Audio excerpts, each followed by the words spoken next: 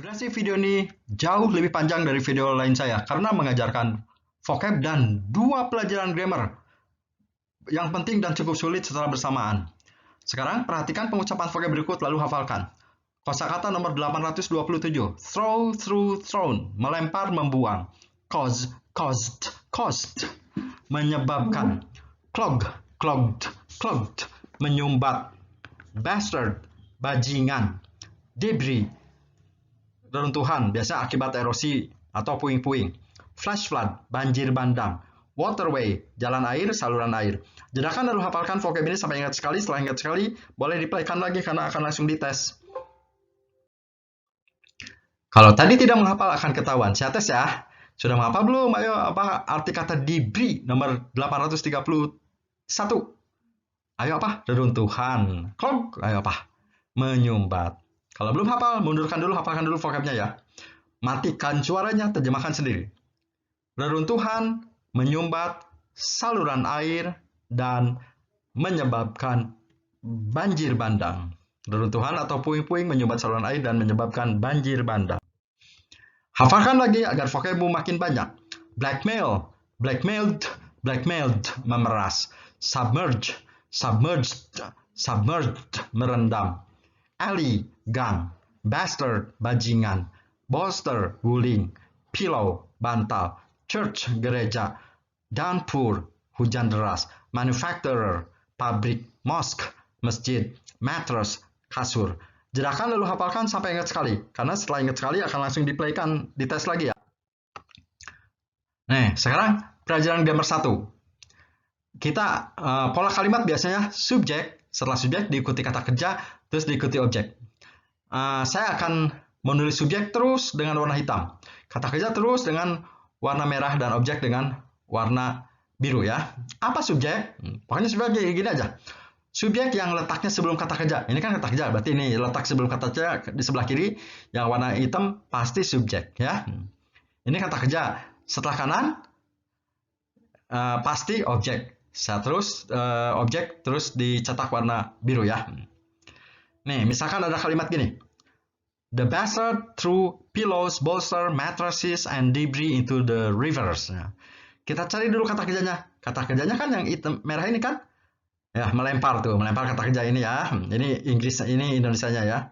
Nah, sebelah kiri berarti sebelah kiri kata kerja sebelum kata kerja berarti subjek. Bastard, bajingan ya, berarti subjek ini.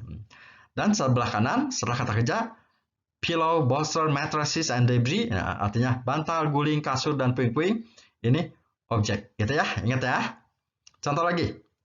Misalkan ada kalimat the debris clogged waterways. Nah, ini kan kata kerjanya clog tuh, menyumbatkan kata kerja ya, clog.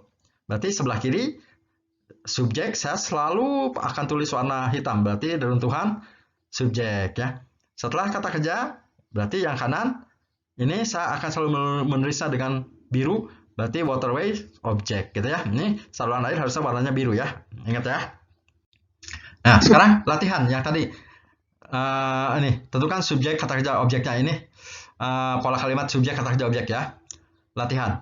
Terjemahkan dulu katanya. Baru tentukan. Terjemahkan dulu.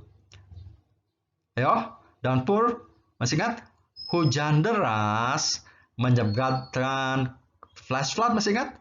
Banjir bandang di kota. Gitu kan ya. Nah, ini terjemahannya ya.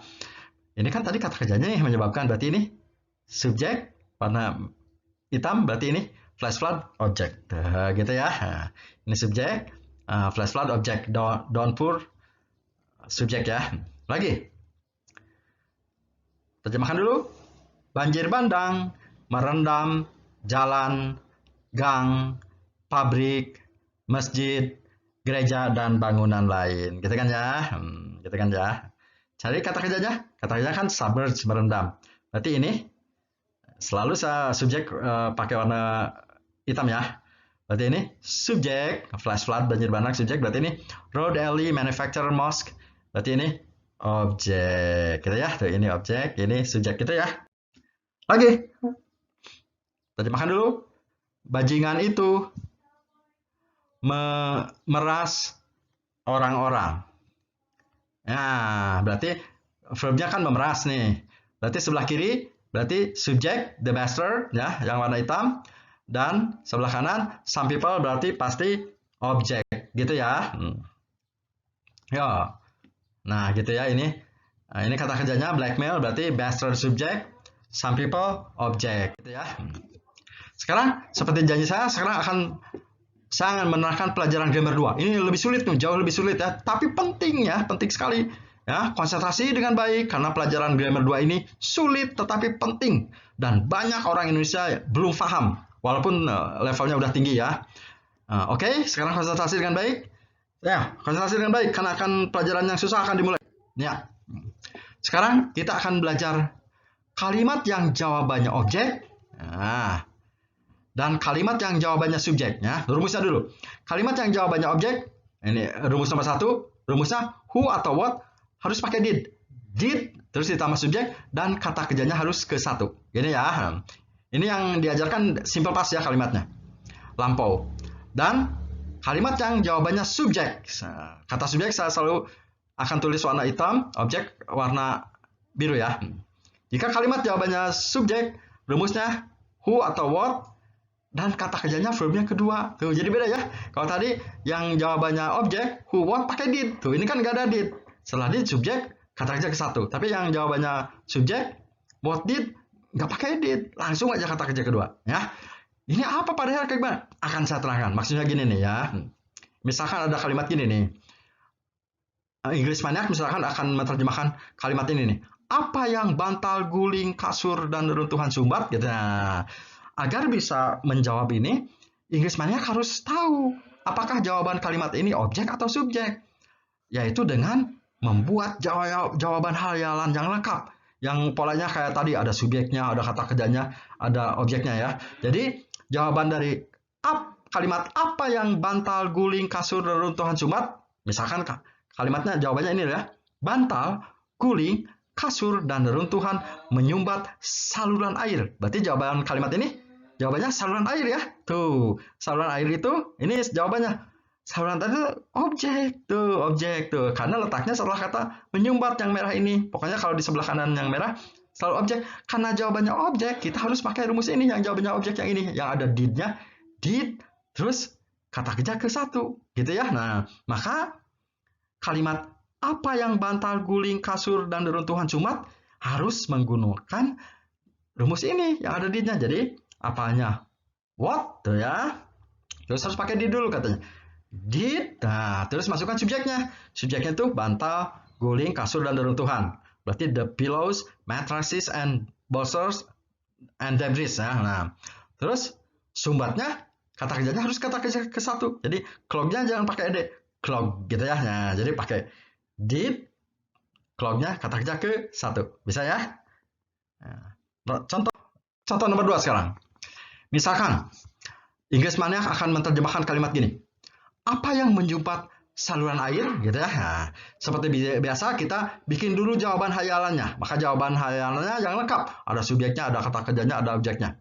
Maka jawaban hayalan dari apa yang menyumbat saluran air, jawaban hayalannya adalah bantal, guling, kasur, dan runtuhan menyumbat saluran air. Berarti jawabannya adalah bantal, guling, kasur. Nah, bantal, guling, kasur ini sebelum kata kerja. Subjek. Nah, subjek itu selalu saya tulis dengan warna hitam ya. Tuh. Jadi, karena jawabannya subjek harus pakai rumus ini. What, who, jangan pakai did. Langsung verb 2. Maka kalimat apa yang menyumbat saluran air, jadi apanya? What? Ya, gitu ya. Nah, setelah what? Tuh, langsung aja kata kerja kedua. Katanya jangan pakai did. Menyumbatnya langsung kata kerja kedua. Clog, pakai ed. Gitu ya. Nah, setelah menyumbat langsung saluran air, the waterways. Gitu ya. Nah, ingat ya. Sekarang hafalkan dulu rumus yang tadi. Ingat, ada 2 rumus. Kalau yang jawabannya objek adalah who, what, did. Pakai did, subjek, kata kerja ke 1. Yang jawabannya subjek, who, what, jangan pakai did. Langsung kata kerja kedua. Nah, jelaskan dulu, hafalkan perbedaan kedua rumus di atas sampai ingat sekali. Karena akan mempermudah menjawab soal selanjutnya kalau sudah hafal rumus ini ya. Ayo, konsentrasi, hafalkan dulu. Nanti akan saya tanya, sebutkan rumus yang jawabannya subjek. Inggris Maniac harus jawab. What atau who, did, subjek, kata kerja ke 1. Gitu saja tanya lagi. Sebutkan rumus yang jawabannya objek. Inggris Menak harus jawab. What atau did, what atau who, nggak pakai did, langsung kata kerja kedua, gitu ya. Ayo hafalkan dulu ya, hafalkan sampai hafal ke perbedaan kedua rumus ini. Setelah itu baru boleh melanjutkan. Yo, ayo hafalkan. Ya, kalau sudah hafal, mari kita ke latihan. Nah, soal nomor 1. Nah, tadi kalimatnya ini supaya mudah saya tampilkan lagi ya. Yang jawabannya objek, yang ada did-nya, did kata kerja ke-1. Yang jawabannya subjek, nggak ada did, langsung kata kerja kedua ya. Misalkan ada kalimat apa yang banjir bandang rendam? Nah, gini ya. Nah, kita jawab dulu dengan kalimat hayalan ya. Apa yang banjir bandang rendam? Ayo apa? Ya. Misalkan banjir bandang merendam jalan gang pabrik. Nah, jawabannya ini kan ya. Jalan gang pabrik, road alley manufacturer. Ini letaknya setelah kata merendam. Setelah kata kerja berarti ini objek. Ini jawabannya objek ya. Ini karena jawabannya objek harus pakai rumus ini. Nah, yang ada di subjek ke-1-nya ya. Nah, jadi karena jawabannya objek, maka kita harus menggunakan rumus.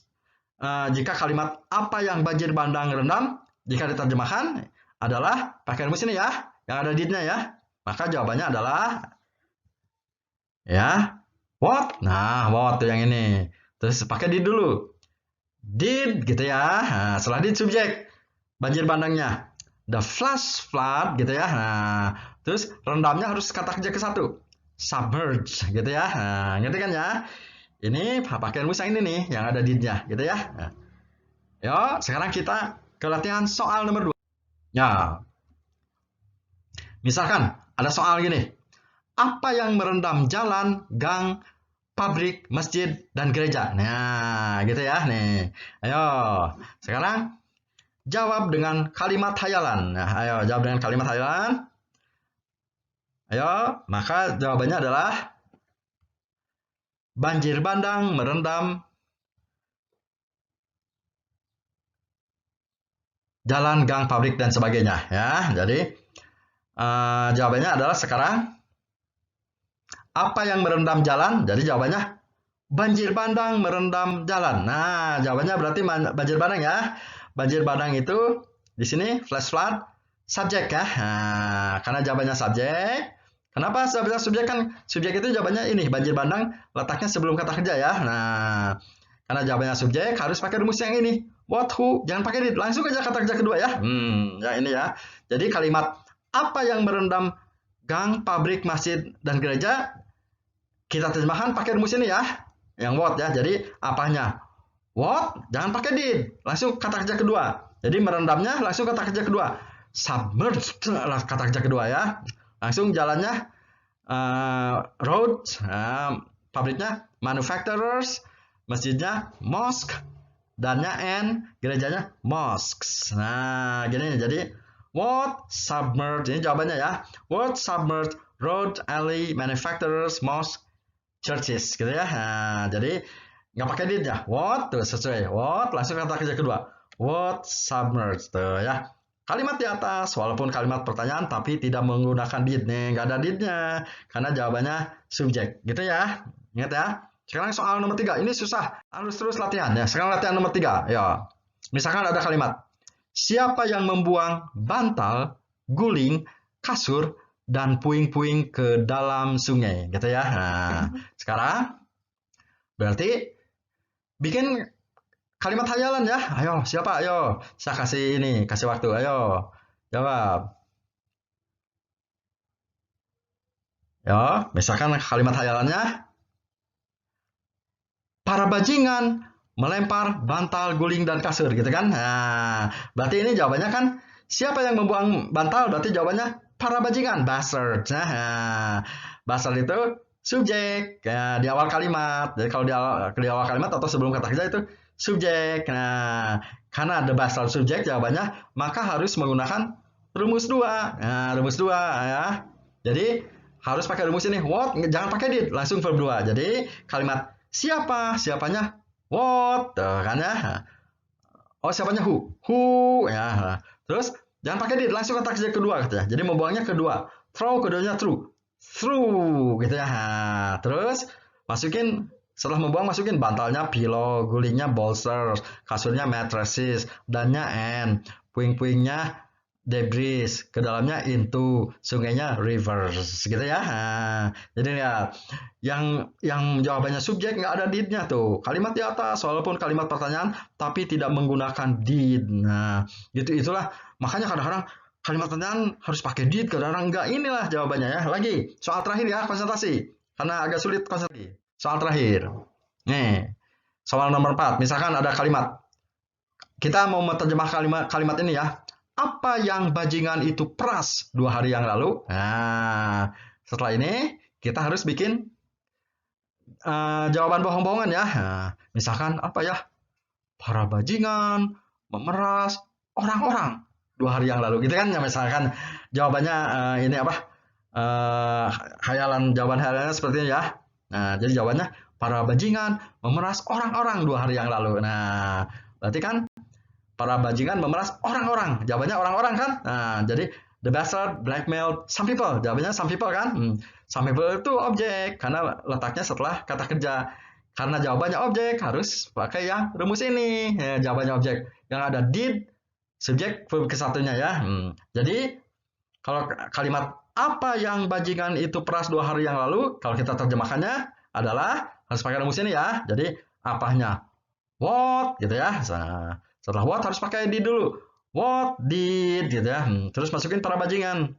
Bajingan subjeknya the bastard. Nah, perasnya jangan kedua, harus verb satu sesuai dengan rumus ini. Blackmail jangan pakai ed ya. Baru 2 hari yang lalu. 2 days ago gitu ya. What did the bastard blackmail? Harusnya pakai 2 hari yang lalu ya. 2 days ago. Nah, di sini baru sekarang ada did-nya. Did, kata kerjanya ke satu. Itulah sebabnya kadang-kadang bertanya itu pakai did, kadang-kadang enggak. Inilah alasannya, gitu ya. Semoga English Maniac ini mengerti ya. Jika ingin karena pelajaran ini sulit, diulang agar perlu latihan yang fokus ya, latihan yang sering ya, diulang. Sekarang jika ingin tahu lebih banyak, tadi kan ada subjek objek. Apa ya? Jika ingin tahu lebih banyak, buka playlist saya yang berjudul Subjek Objek Posesif di Dahyar Channel ya, agar bisa menonton video-videonya dengan aturan yang benar ya.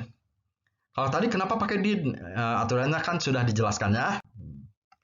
Karena pelajaran grammar ini sulit, tonton ulang dengan suara dimatikan dari awal sampai akhir agar bisa menjawab semua soal tanpa bantuan saja. Diulang ya karena sulit ya. Jika bermanfaat, share dan subscribe video ini